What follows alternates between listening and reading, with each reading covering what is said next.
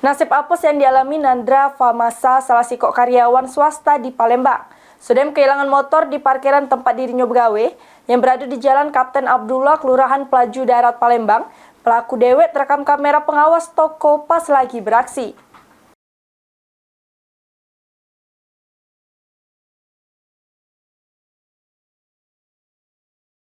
Inilah detik-detik pelaku maling motor terekam kamera pengawas toko.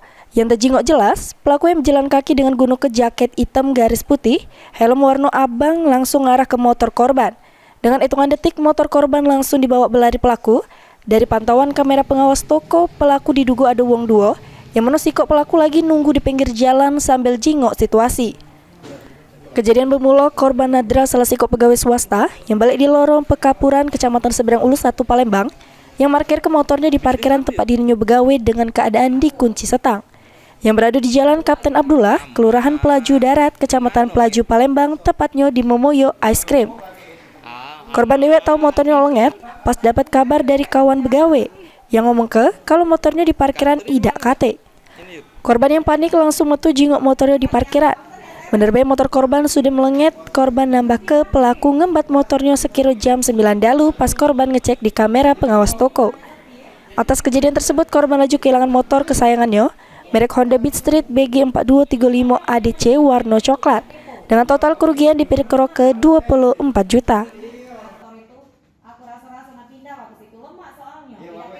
Apa di sini? Curian motor, Pak. Bisa dicerita tidak zaman itu? Jadi pas aku tuh pegawai saat itu. Nah terus kawan aku ngomong kan, mana motor kau? Disitulah aku taruh motor.